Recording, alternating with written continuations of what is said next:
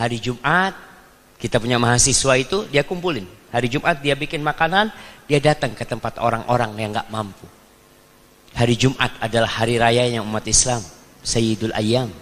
Dia bagi-bagi itu, Masya Allah. Kenapa? Mereka terinspirasi dengan hadis ini. Sebaik-baiknya kalian adalah yang memberi makanan kepada orang lain. Baik, itu yang ketiga. Yang keempat, kata Nabi SAW dalam hadis riwayat Bukhari, khairukum man ta'allamal Qur'ana wa 'allamahu. Orang yang terbaik di antara kalian kalau bicara guru, guru apa yang terbaik? Yang terbaik adalah orang yang belajar Al-Quran dan mengajarkannya.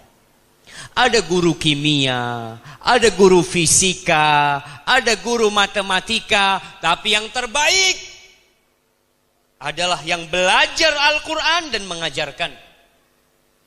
Bagaimana tidak jadi orang baik? Yang diajarkan itu kalamullah.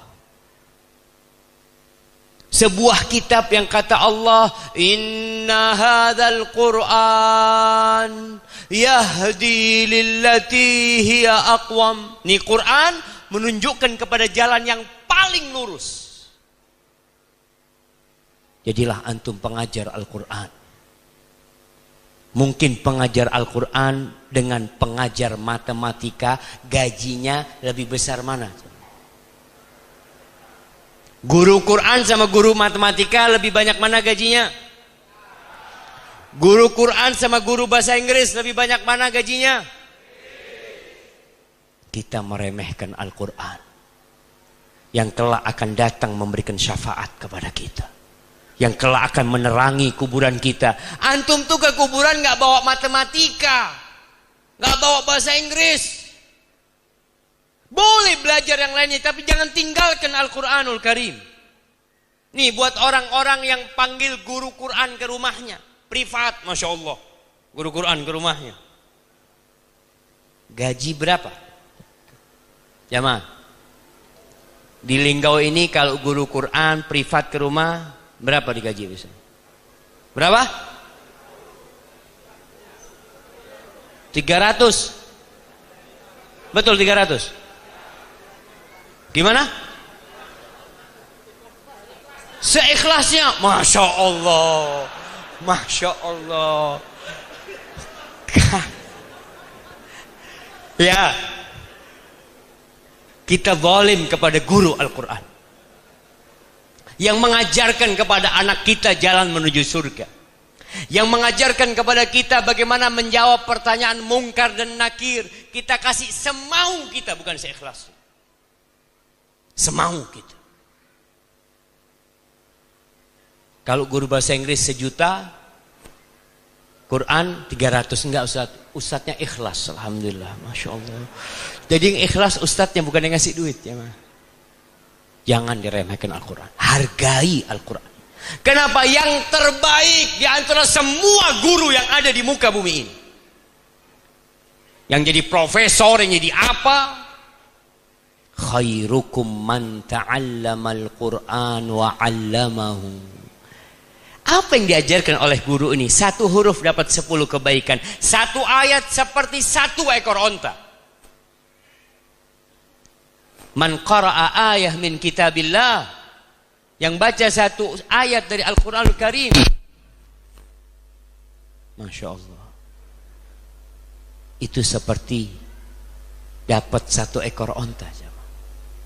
Berapa harga 1 ekor onta? 25 juta, 30 juta, 50 juta. Tergantung panjang ayat yang antum baca. 1 ekor onta. Nih guru ngajarin anak kita. Lalu kita kasih 300, dia ngajarin 1 ekor onta berapa? 50 juta, antum kasih 300 ribu. Terus berapa dikasih Ustaz? Paling tidak lebihkan daripada guru bahasa Inggris. Lebihkan, supaya antum bisa menunjukkan kepada Allah, ya Allah, aku memuliakan kitabmu ya Allah, yang dipelajarin oleh anakku ini, yang kelak akan bermanfaat. Tuh anak kalau hafal Al-Quranul Karim, kelak akan memberikan mahkota buat orang tuanya. Masya Allah. Kayaknya udah malam gitu jam. Ini kayaknya bagian sound system lapar kayaknya. Baik. Antum belajar Al-Quran. Silahkan antum menjadi insinyur. Silahkan antum menjadi dokter. Antum mau jadi apa saja silahkan. Tapi jangan pernah tinggalkan Al-Quranul Karim. Kenapa? Quran ini nur, cahaya. Yang dengannya antum bisa melihat dalam kegelapan. Antum bisa membedakan antara yang hak dengan yang batil. Usahakan ketika membaca Al-Quranul Karim, baca dengan artinya. Kan gak harus Ustaz, betul gak harus. Antum tapi bukan orang Arab. Orang Arab baca Quran faham, alhamdulillah. Rasulullah SAW kalau dakwah gak banyak bicaranya. Beliau lebih suka membacakan ayat-ayat Al-Quranul Karim dan orang itu masuk Islam. Di situ ada hidayah. Kalau kita nggak paham sama artinya, maka kita dituntut untuk memahaminya supaya kita dapat hadiah plus hidayah. Kalau antum baca tanpa tahu artinya, antum dapat hadiah doang. Kemudian yang ke-5, dalam hadis yang diriwayatkan Imam Ahmad dan Tirmidzi, Rasulullah SAW mengatakan, khairukum man yurja khairuhu wa yu'man syarruhu. Orang yang terbaik di antara kalian adalah yang diharapkan kebaikannya. Dan orang merasa aman dengan keburukannya. Orang ini nggak pernah mengganggu di masyarakat. Selalu bawa kebaikan. Wa syarrukum man la yurja khairuhu. Dan yang terburuk di antara kalian adalah yang tidak diharapkan kebaikannya. Wala yu'man syarru, kejahatannya juga tidak merasa aman masyarakat. Ada preman-preman di masyarakat. Ada anak-anak yang biasa naik motor, geng-geng motor, nggak tahu di sini ada nggak Pak Waka? Geng motor, masya Allah. Tuh syarrun nas. Kadangkala orang lewat gang pakai knalpot brong itu, mong. Apa kata orang kampung? Mudah-mudahan tabrakan. Boleh doakan keburukan, boleh. La yuhibbullahul jahra bil qauli minasu'i bil qauli illa man zulim. Allah itu enggak suka doa-doa keburukan, Allah enggak suka kecuali orang yang dizalimi. Kalau antum merasa dizalimin, mereka mengganggu anak akhirnya yang tidur jadi bangun, orang enggak bisa menikmatin malam hari mereka gara-gara knalpot, mereka orang-orang yang zalim. Maka orang yang terbaik adalah orang yang masya Allah diharapkan kebaikannya. Kalau datang ke kampung jadi tenang tuh kampung. Dia tidak pernah mengganggu tetangganya, tidak pernah mengganggu sohibnya, selalu membawa kebaikan. Jadi kalau mau tahu tanda orang baik itu, kalau di kantor jadi indah. Maka Anda mohon kepada setiap muslim untuk menjadi lentera di tempat tinggal dia. Untuk menjadi lentera di kantor dia. Ketika dia ada di kantor, orang kantor jadi senang. Kenapa? Masya Allah orang ini mengingatkan kepada kebaikan. Temennya nggak sholat, pas azan dikatakan, mas udah azan, bang udah azan bang, masya Allah. Pulang dari masjid dia bawa tahu goreng dibagi-bagi ke teman-temannya, masya Allah. Ini orang selalu diharapkan kehadirannya. Kalau dia ghaib, absen, mereka sedih. Jadilah orang yang seperti itu. Antum lihat ada teman-teman antum yang seperti ini. Kemudian yang ke-6. Karena udah malam jemaah, kita harus lebih cepat-cepat lagi jemaah. Dalam hadis riwayat Bukhari Muslim, Rasulullah SAW mengatakan, khiyarukum fil jahiliyah, khiyarukum fil Islam idza faqihu. Orang yang terbaik pada masa jahiliyah adalah orang yang terbaik pada masa Islam kalau mereka faqihu, ngerti agama. Kita lihat di masyarakat, ada orang-orang yang ditokohkan di masyarakat, baca Quran nggak bisa. Dianggap baik, dianggap public figure. Rasul SAW mengatakan orang yang terbaik di masa jahiliyah, oke, dia ketika jahiliyah dia terhormat, ketika masuk Islam dia tetap terhormat. Dengan catatan dia memahami agama.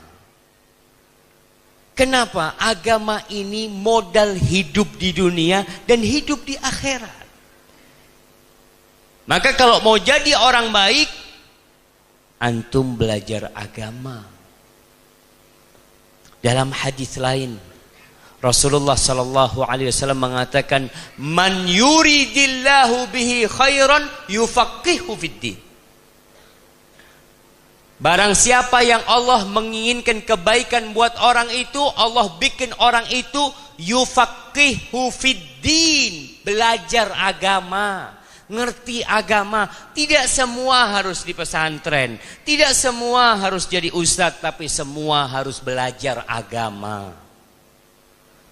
Karena menuntut ilmu itu faridatun ala kulli muslim, kewajiban buat setiap muslim. Ilmu apa? Ilmu tentang Allah. Ilmu tentang 3 pertanyaan di kuburan. Man rabbuk? Antum akan ditanya, siapa Robmu? Antum nggak akan ditanya, siapa gubernur? Siapa presiden? Siapa orang yang mendapatkan Nobel di dunia ini? Antum akan ditanya 3 pertanyaan. Man rabbuk? Siapa Robmu? Man nabiyuk, siapa nabimu? Dan madinuk, apa agamamu?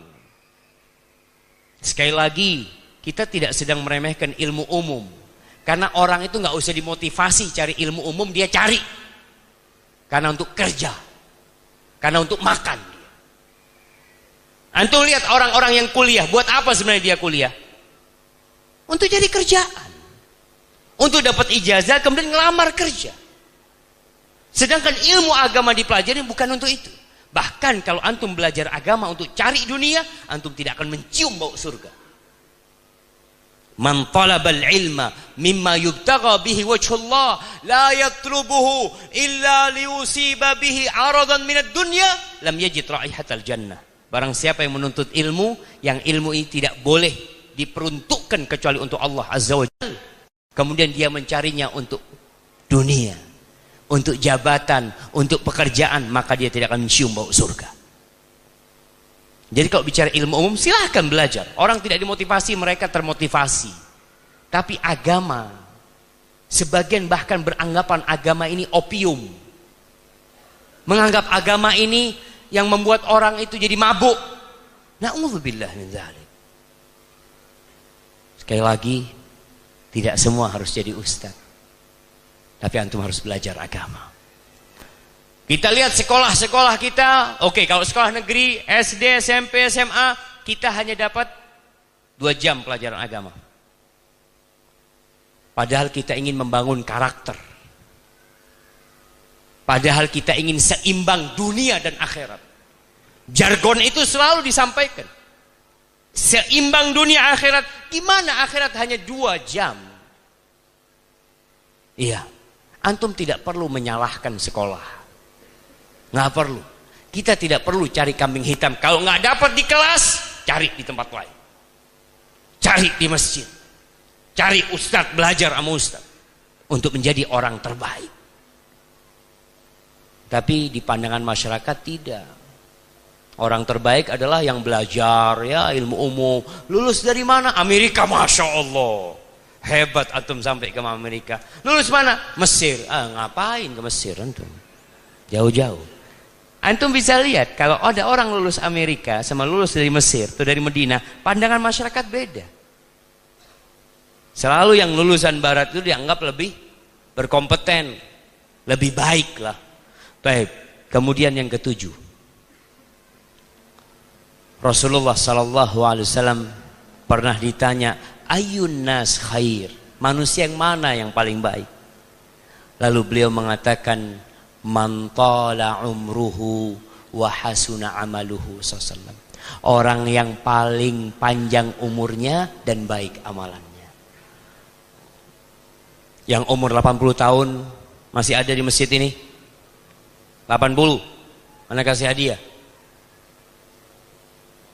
Jamaah 80 datang pengajian, Masya Allah. Nggak ada 80? 75. Ada 75? Kasih yang 75, Masya Allah.